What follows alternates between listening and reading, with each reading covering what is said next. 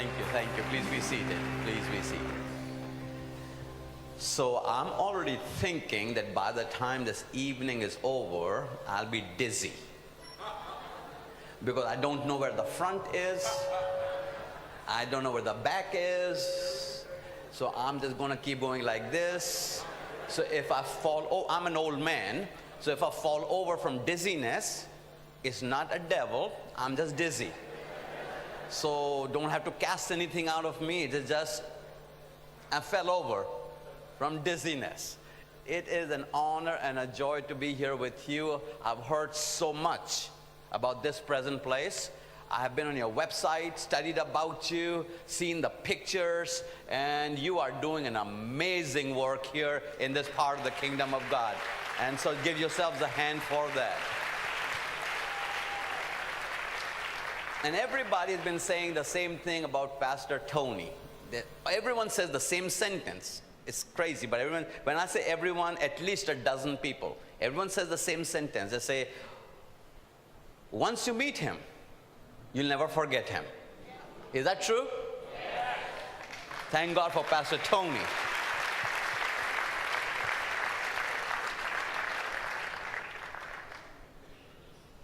I'm from India, but now you have figured that out, and it was announced as well. And if I'm walking because I feel like I need to be walking. I was a prodigy of many generational things that God did in my family's life. My great-grandparents were Hindus. And at the turn of the previous century, there was a famine going on in my country of India. And they went looking for food. When they went looking for food, they ended up at a British missionary's compound. And the British missionary said to them, if you will become a Christian, we will give you some rice.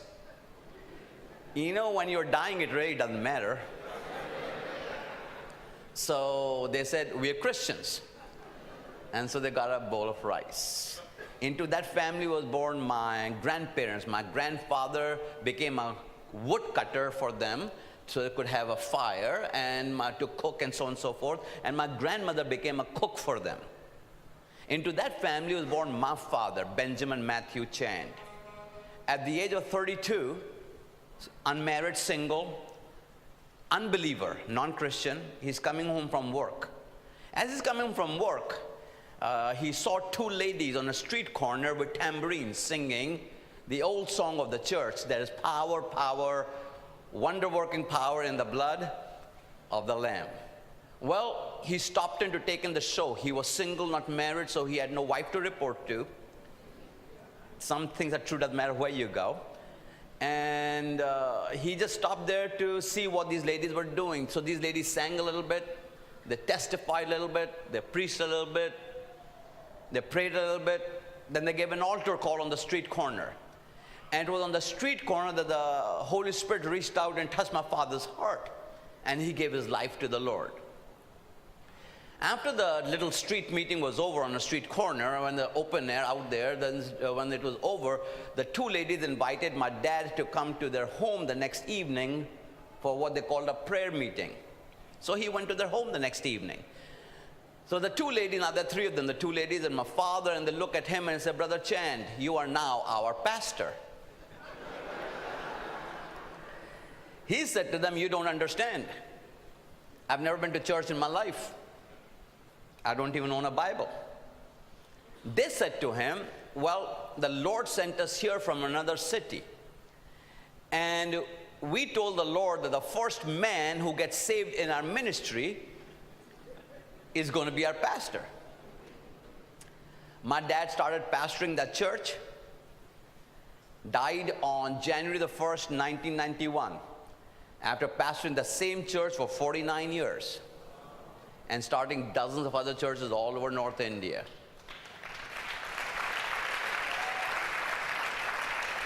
So that's been my privilege and honor. People want to know, so how did you become a Christian? That's how I became a Christian.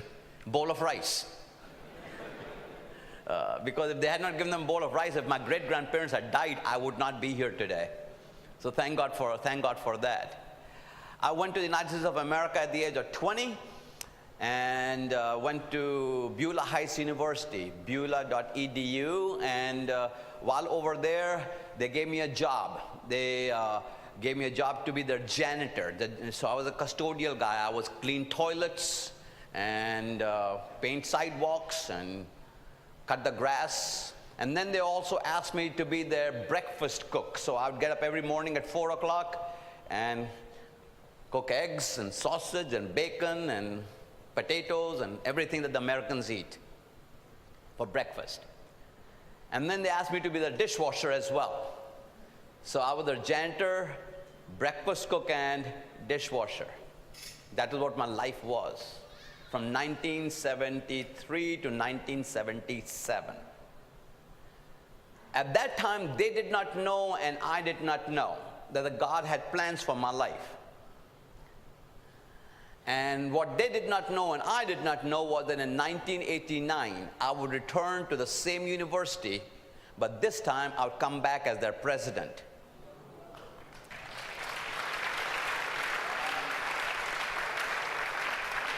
And I want to say to all of you that doesn't matter where you are in life, God's got a big, bold move waiting for you. If He was to tell you now what He has waiting for you down the road, you'd be afraid. Because you're going to start looking at life how it is today to where it is going to be down the road. Tonight, I just want to talk about your next bold move. Your next bold move. You have to remind yourself, and I'm going to break it down because my task tonight, as I understand it, is not to tell you what your next bold move is going to be, but give you the tracks to run on. Because if you have good tracks, your train can run on it. How many of you know if you want a faster train, you cannot run it on the old tracks? You got to put down new tracks. What happens in our life is that God gives us a new engine, a faster train. He gives us greater competences, a higher anointing. We become a faster train, but we're still trying to run it on the old tracks. If you try to run a super fast train on old tracks, what's going to happen to the train? It's going to derail. There are going to be casualties. So the question for us tonight is not, my question not to answer for you, what is your train, because that is between you and the Lord. But my task tonight is to lay down new tracks for you. New tracks would be not necessarily new understanding, but a fresh way to look at what your next bold move could look like. Because this is what I know. All of our lives have about 4 to 5 major decisions you will make in life that will determine your destiny. You're going to make 4 to 5 big decisions. I'm not talking about what shoes to buy. I'm not talking about what house to live in. You're going to make 4 to 5 what I call life-altering decisions, because of which you will either attain your destiny or you will not attain your destiny. In my life, for example, I have made 4 major decisions in my life that have changed everything about me. Decision number 1 was to move to America, which was a big deal. Because when we talk about 1973, in those days we didn't have cellular phones to call. I did not call home for 4 years. Just didn't have the money to call. I was a janitor. In those days, it would be $5 per minute, and we did what was known as trunk calls. So my first major move was moving to the United States. My second major move was getting married. That's a big deal. I can tell you who you marry can either make your life or break your life. I have a lot of friends with broken lives who just did not realize that it was not just something you do. It is a life decision. The next decision that I made was to leave. I was pastoring a church, to leave my church and go become the president of a university, Beulah Heights University in Atlanta, Georgia. I was the president for 15 years. And the latest big decision I made was in 2003. Almost 10 years ago, exactly in January, in which I resigned my position as president to go work on my own. Because till then I was paid by somebody. But now I was going to be working on my own. That simply means if you don't kill, you don't eat. Are you following me? It's not a check that is coming every month. It is something that is a different way of living. My wife and I talked about it for 3 years before we made this decision. We started talking about it in 2000. We made the decision in 2003. And I'm here to say to you that you will make those 4 to 5 major decisions in your life. And that is what's going to get you to where you are and to take you to where you're going to go. So I want to talk about 4 seasons in your life. 4 seasons in your life. So let me give you the background of that. And I'm going to go very quickly. I'm going to talk about 4 seasons. I'm going to talk about 3 things, 3 essentials. I'm going to talk about 5 steps in your next bold move. So I'm going to go very quickly because I'm trying to lay down tracks for you. This is what I want to achieve at the end of the day. At the end of the evening, in about 3-4 hours, relax. Everyone just checking to see if you're listening. That's all. And you were, so praise the Lord for that. All I want to do, what I want to achieve tonight is to lay down ways of thinking, how you can process where you are going and your next bold move. So before I talk about the 4 seasons in life, I want to contextualize that for you. Every bold move you're going to make will depend on where you are in that season of your life. There are certain decisions I have made I could not make at another season in my life. So let me give you the 4 of them. The first one is your starting season. Your starting season. Your starting season. This is usually between ages 0 to 20. Your starting season. This is what we call providential things. You do not control these things. Where you were born, who your parents are. You know, all life insurance people will tell you that your longevity in life, how long you're going to live, depends on your parents and their genes. So next time, choose your parents carefully.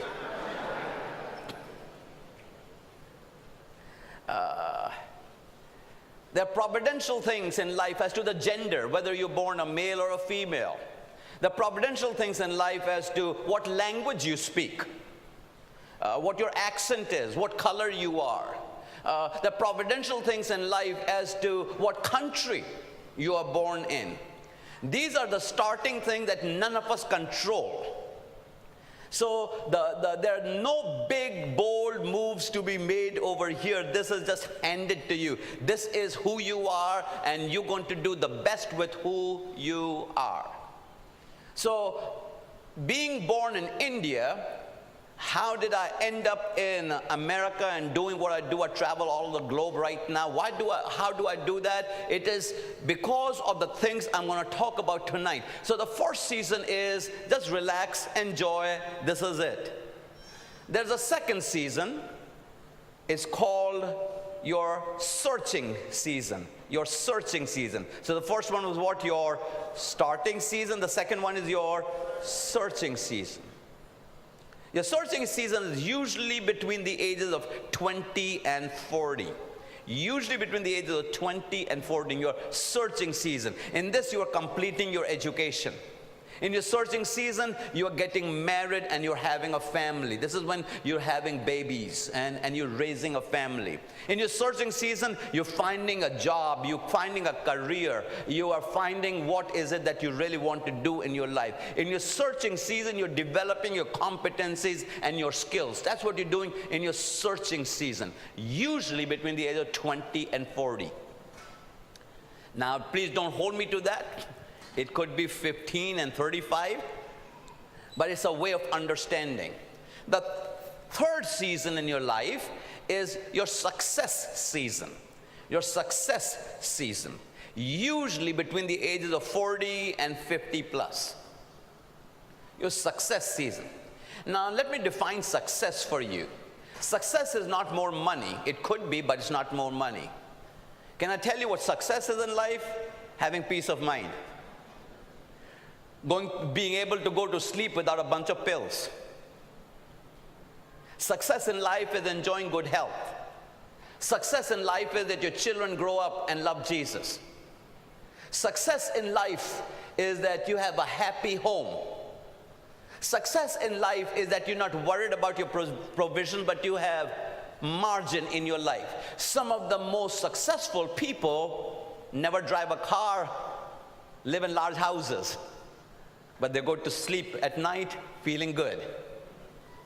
Some of the most unsuccessful people are people who could be driving the most expensive cars, living in the largest mansions. You know, if Hollywood and Wall Street was to be our measure of success, there should be the happiest people with no divorces, everybody happy. But you read the same newspapers I read, and you watch the same TV shows that I do. So success is really not about things. Anything you can buy is not success. Success is about finding that sweet spot in life where you just feel contented about life. That does not mean that you don't not ambitious. That does not mean you don't want to work harder. That does not mean you don't want to have more. But Anthony Campolo said it best. There was a time in our life in which we loved people and used things. But then pretty soon we start loving things and using people. Success is that wonderful place in your life when you can come to the house of the Lord and just lift your hands, simply saying, God, you're so good. No one has to ask you to do that. The thankfulness comes, rolls off your lips. You don't have to have a Thanksgiving Sunday. You're full of thanks living. That's what success is. Anything you can buy is not success. Success is also a place where you're merging your competencies, your gifts, your influence, and your roles. But then there's the fourth season in your life, which is called the significance season. This is usually after 50 till you go home to be with Jesus, till you die. You know, everybody wants to see Jesus, but nobody wants to die. Let me talk about significance. Significance, here's the word I want you to write down. Convergence. Convergence. In significance, you're talking about convergence, about legacy, about destiny. Significance is that place when stuff starts coming together for you, starts making sense. Now, these are seasons of life. So, for example, right now I travel a lot. Last year, I was on 187 flights. So I fly a lot. And I fly all over the world. When my children were younger, I could not do that. But now I have two daughters. Rachel is 32, Debbie is 30. They live on their own. Praise the Lord. They all have their own houses. In the last 5 years, neither one of the two has asked me for any money. Another praise the Lord. So they're grown up. Now they can keep my wife company in a different way. Are you following me? So when my children were younger, I could not do what I'm doing right now. It was a season of my life. It was a season in my life in which the confluence and the convergence hadn't taken place. Influence was not there. So these happening at different seasons of life. So what I want to say to you is, whatever season you are in, make the best of it. Because one season will lead you into the next season. See, if you are in winter time, you cannot rush summer or autumn or spring, whatever. Seasons will come on their own. How many of you know that? Now, we can complain about our seasons, which we all do. That's what good Christians are supposed to do. Complain. So we complain about our seasons. Oh, it's too hot. Oh, it's too cold. Why does it rain all the time? But there are seasons of life. And once you recognize what season it is, then you do the best in that season of your life. Jesus had seasons in his life. We see him as a baby. Next thing we know, we see him as a 12-year-old. And then he goes underground. We don't see him from 12 to what? 30. But what's going on 12 to 30? He is being prepared. He's going through a preparation season. Then for 3 years, he had a ministry season. The last 6 months, he spent in transitional issues, preparing successors. I'm going to talk about that a little bit. Preparing successors for what's going to happen ahead of him, developing other leaders. So whatever season you are in, say, this is where God has placed me, and I'm going to be exceptional. I'm going to be the best. I'm going to get every award in this season of my life. Because if you want the next season to be successful, you have to be successful with the season you are in right now. Because the Bible tells us, he who is faithful in what? Little will be made ruler over much. Everybody wants to be a ruler over much. See, everyone wants to start at the top. The only time you start at the top is when you're digging a hole.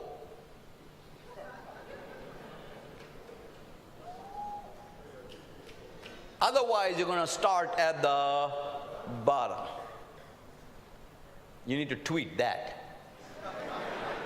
Yeah, and I'll be sure to add my handle to it, huh? Let me give it to you, @SamChand, @SamChand.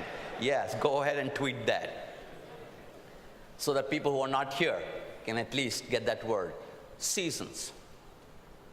So I want to talk to you now about the 5 steps during your next bold move. The 5 steps during your next bold move. Let me give you all 5 of them, then spend about 90 seconds on each one of them. You ready to write down the 5 words? Here we go. There are 5 words. Pre-contemplation. Pre-contemplation, number 1. Number 2, contemplation. Pre-contemplation, and then number 2 is what? Contemplation. Number 3 is action. Number 3 is action. Number 4 is rallying. R-A-L-L-Y-I-N-G, rallying. And number 5 is momentum. Number 5 is what? Momentum. Let's talk about pre-contemplation, contemplation, action, rallying, momentum. Pre-contemplation is that place in your life that something inside you is stirring, but you just don't even know what it is. Anybody know what I'm talking about? There's an uneasiness. You wake up in the middle of the night excited and cold sweats at the same time. You know something is happening inside your heart and your mind, but you just don't know what it is. And you think you should, but you keep pushing it away. This is the time that old disappointments, things that did not work out, start surfacing. And you start pushing away the things that are coming up in your mind. But behind pre-contemplation is what? Contemplation. Right behind, the next step is contemplation. So this is how life will go for you when you do your next bold move. Contemplation. Contemplation is when serious thought starts taking place. When you start talking to other people about it, conversations start taking place. Contemplation is when you start thinking about, so how much will it cost? Contemplation starts taking place. What is it that you're going to lose? What will be your losses? So I told you for 3 years, my wife and I talked about my resignation. Nobody knew about it. My children did not know about it. My deans, I had 5 vice presidents. Nobody knew about it. My creditors, nobody knew about it. So we were talking.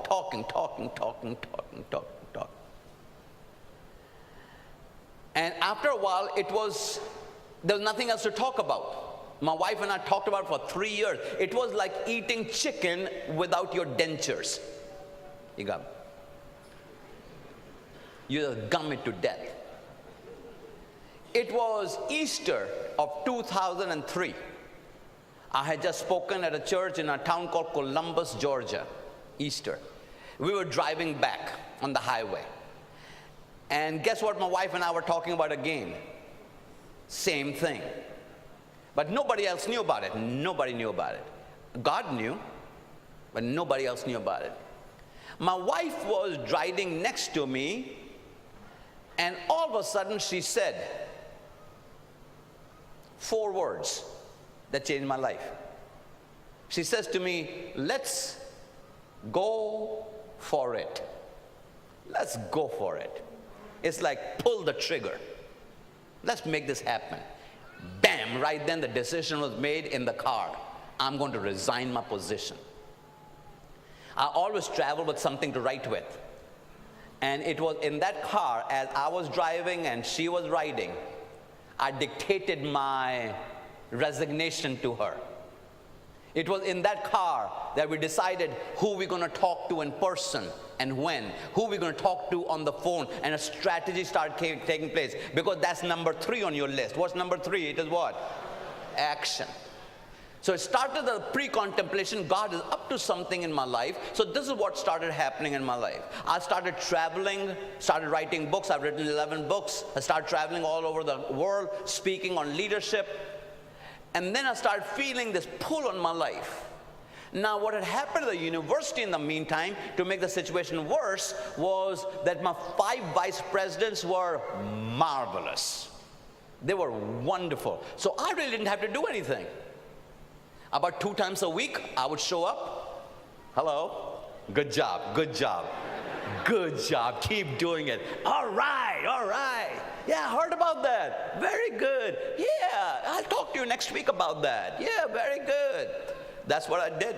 I did what I call management by walking around, you know. So, so twice a week, I would come in and just, all right.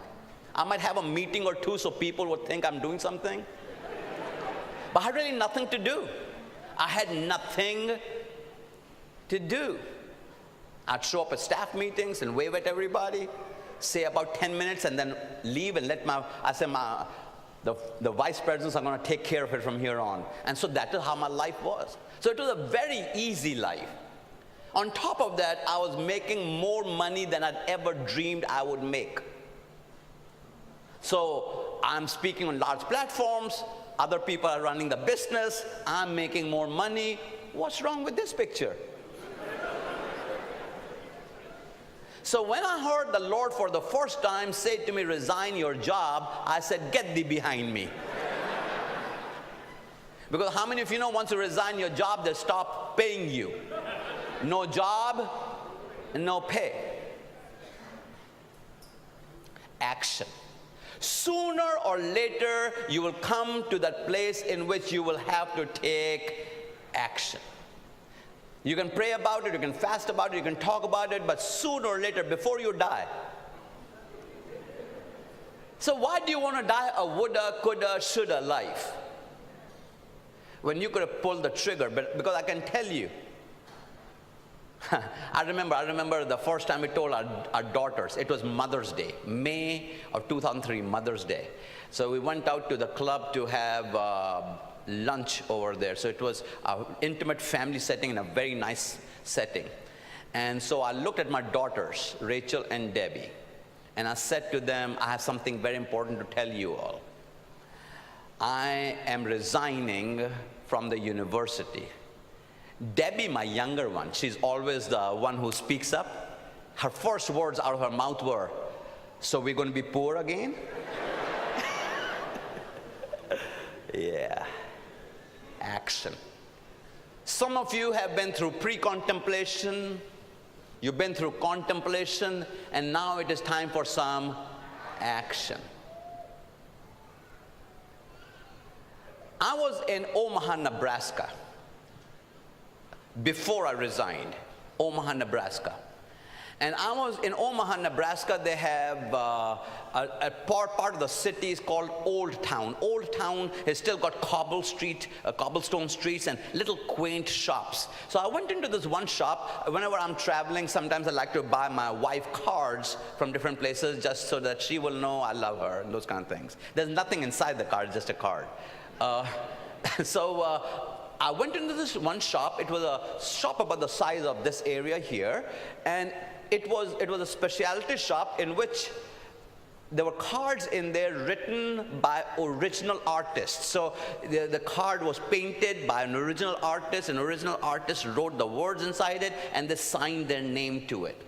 So I went inside this shop, and there was a stack of cards. I read this card, and this is what the card said. It said, "The jump is so frightening between where I am and where I could be. Because of all I may become, I will close my eyes and leap." I'll read that again, tell you what happened after that. Here's what the card said. "The jump is so frightening between where I am and where I could be. Because of all I may become, I will close my eyes and leap." So this is a small store. There was nobody else in there except me and the lady who owned the store. I read that card and I was crying, big tears, because God was talking to me now through that card. Lady comes up to me, I'm trying to pretend like, nothing really happening. And the lady comes up to me and she says, "Sir, can I help you with anything?" I said, "No, I'm fine. I bought that card in my office. It is framed. Then I started communicating with the writer of the card. Her name is Mary Ann Radmacher. She lives in Minnesota. I started conversing with her because you see what happened was I had to come to a place in my life, and you will come to that place in your life in which you will, because of all you can become, as frightened as you are, you will close your eyes and do what? Leap. Can I tell you a secret I've learned about your next bold move? Your next bold move will not come with you just kind of walking into it. Your next bold move will come because you leap into it. That's where your next bold move is going to come. We're not just talking about your next move. We're talking about your next bold move. And your next move could be, you can walk here, you can do this, you can shuffle around, you can take it easy. But if you're going to make a bold move, you will have to leap into it. The next word is after action is what? Rallying. Rallying is when you try to make sure you're talking to the positive people in your life. You're talking to the positive people in your life so that they can rally around you. You're building a rallying crowd around you. Were you watching the Wimbledon? Anybody in here watching tennis? Good old Mr. Murray even had the Prime Minister of England rallying for him, right? The entire UK. If he had lost, he might as well move to Nigeria because they will cancel his passport. So when you make your next bold move, you have to surround yourself with people who will rally. And the last word is what? Momentum. Momentum comes from as you move into your next bold move. You will not feel the momentum as soon as you make the next bold move. It's going to come as you start making that move. Momentum is speed plus mass. That's what gives you momentum. That is why it's harder for a train to stop. That's why it's harder for a truck to stop than a car, because a car does not have as much momentum as a truck, and a train does not have as much momentum. A truck does not have as much momentum as a train, because as you're going faster and you have more behind you, you gain greater and greater momentum. Most people do this. They will leap into it, and because they don't get momentum right away, they start coming out of it. They don't wait long enough to gain momentum. That is why most small businesses, startup businesses, close within the first 2 years, because they thought they'd get momentum in the second month. You just have to wait till the momentum comes behind you. So I want to conclude with 3 essentials to succeed in your next bold move. 3 essentials to succeed in your next bold move. Essential number 1, you have to have a dream. You have to have a what? Dream. Let me say a few things about dreams. Don't let anybody else dream your dream, because they will always dream it too small. I want to say that again. Don't let somebody else create your dream, because they will always dream what? Too small. Number 2, about dreams. Don't scatter your dreams on poor ground or negative people. Don't scatter your dreams on poor ground. So don't go talking about your dreams to people who are not dreamers themselves. Remember the 2 pregnant ladies in Luke chapter 1 and chapter 2? Elizabeth and Mary. Elizabeth is pregnant in spite of her husband's old age. Mary is pregnant because she has not had relationships with a man. So 2 very opposite things. But when the 2 pregnant women met, both of them were carrying a dream inside them, right? And when the 2 dreamers bumped, guess what happened? The babe did what? When you are around dreamers, they bring out the best out of you. When you're around dreamers, they don't hold you down. When you're around dreamers, they talk more about your dreams than their dreams. When you're around dreamers, something within you leaps. When you're around dreamers, they say to you, go make it happen. When you're around dreamers, they say, if you'll do that, I will support you. When you're around dreamers, they're the wind beneath your wings. Then when you're around dreamers, something good happens. But why do we take our dreams 9 times or 10, and the first people we talk to are the negative people in our life, known as relatives?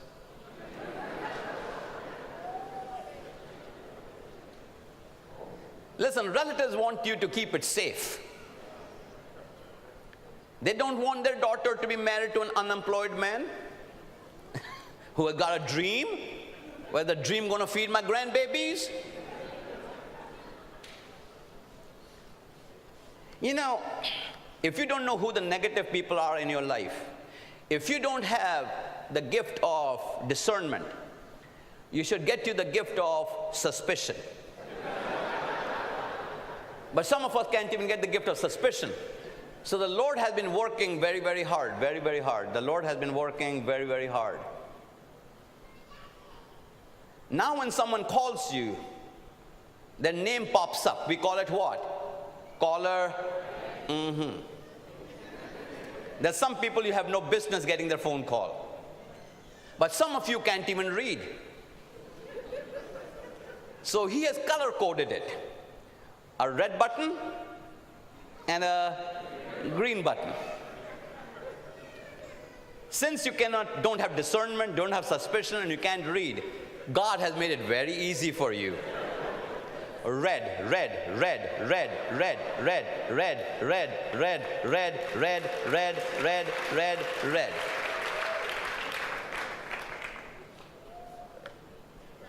And they see you on the street saying, man, I've been trying to get a hold of you.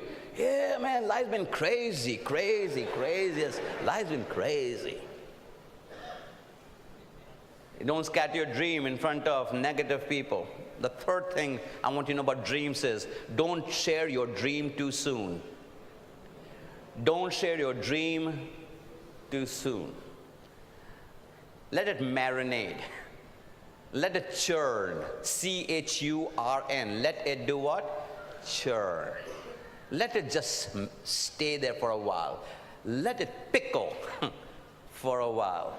Just keep it in your heart. The Bible says about Mary that she did what? She kept all these things in her heart and she pondered on them. She didn't go around telling everybody. You know what got Joseph into trouble? He had a dream, he had to tell everybody. And of course, they were relatives. Remember that? So he ended up having to take the long way to his dream. The last thing I want to say to you about dream is, dare to dream a God-sized dream. Anybody can dream a small dream. Let me say it another way.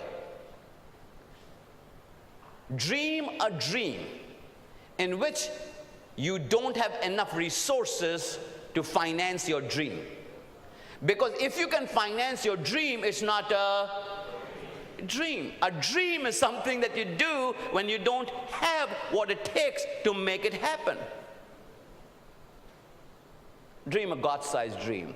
The number one essential is what? You need a dream. Number two is you need determination. You need a dream, and number two, you need what? Determination. Because when you have a dream, you got to expect resistance. Okay, look at me for a second. Look at me for a second. If I was a fighter jet, a jet bomber, and I was sent out on a bombing mission, I'm going to bomb the enemy. How will I know I'm over the right territory? When somebody starts doing what? Shooting at me. If nobody's shooting at me, I'm in the wrong territory. But when I start getting fire from the ground, I know I'm over the right territory. You know what we do? We go on a mission. As soon as we start getting resistance, we run away. You got to know that's the place to go bombing. When you have determination, nothing comes in life easy. Let me just tell you, it doesn't matter who's on this platform speaking, nobody's had it easy. So, you know, people look at me now and say, well, you are in that country doing this, and you were with that church doing that, you were with that corporation doing that. But they were not with me when at 4 o'clock in the morning I was breaking eggs for the Americans. They were not with me when I was plunging toilets and cleaning up people's DNA. Comes in different textures and colors.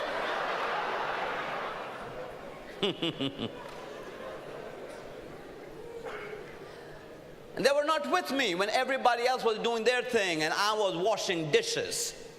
No, they were not there with me. And so everybody says, well, you know, overnight success. No, it took me 61 years. So someone says, so how long did it take you to prepare this message for tonight? Well, I sat down and wrote it out this morning. So it took me about 3 hours to write it out, to get my thoughts together. But I'm giving you 40 years of full-time ministry. If you don't have determination, there'll be more discouragement in your life than you can do anything with. But you got to make up your mind that once you've taken the leap, you are in it all the way. Determination. The third essential that you need in your life is a developer. A developer. The first one was what? A dream. Number two, determination. Number three, developer. It's interesting, Pastor, that when there's Q&A, usually the most asked question that I have been asked in my career, amazingly, the most asked question I've been asked is, what are your regrets in life? If you could do one thing over again, what would you do different? That's it right there. I did not have developers in my life.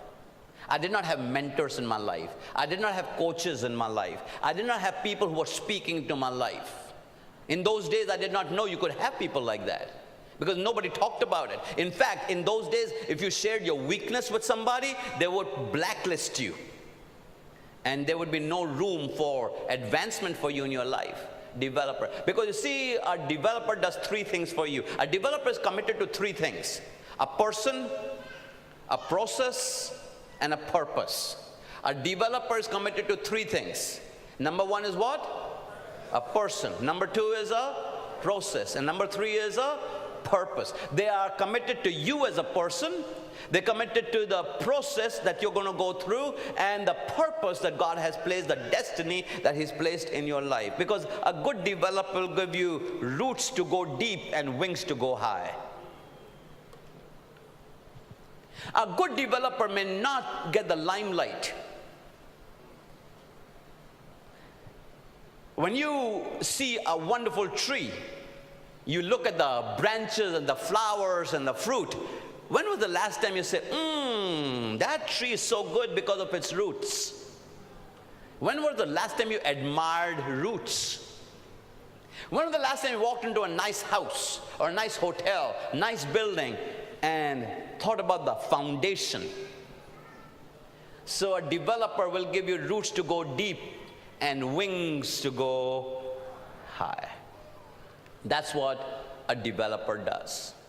So, I want to talk to you about the 4 steps Jesus used as a dream releaser, as somebody who did. But before I do that, can I just read you the psalm that gives me most help when I am going through that area when I need determination? Psalm 121. I just want to read it to you. Relax, I'm not going to preach, I'm just going to read it. I will lift up mine eyes unto the hills, from whence cometh my help.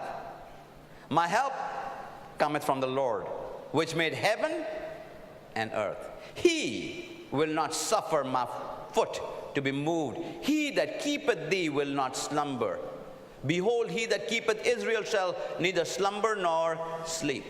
The Lord is thy keeper. The Lord is thy shade upon thy right hand. The sun shall not smite thee by day, nor the moon by night. I like the moon by night.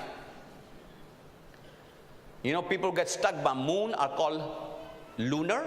They're called lunatics. That's what a moon stroke is. We know what a sunstroke is, right?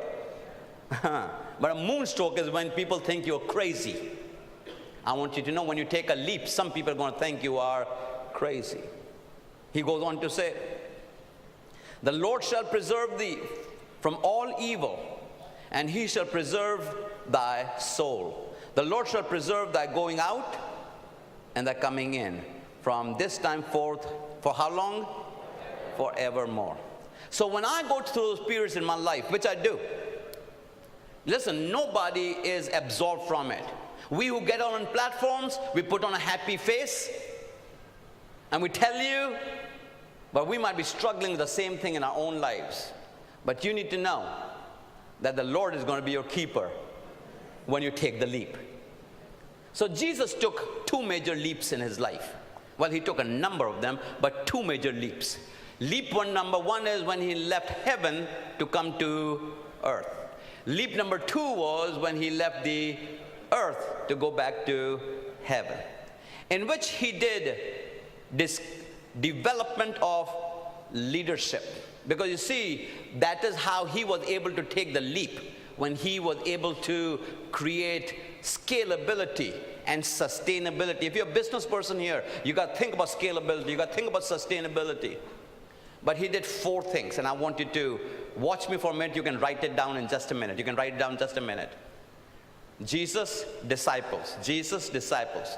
Step number 1. Step number 1. I do it, you watch. Step number 2. Let's do it together. Step number 3.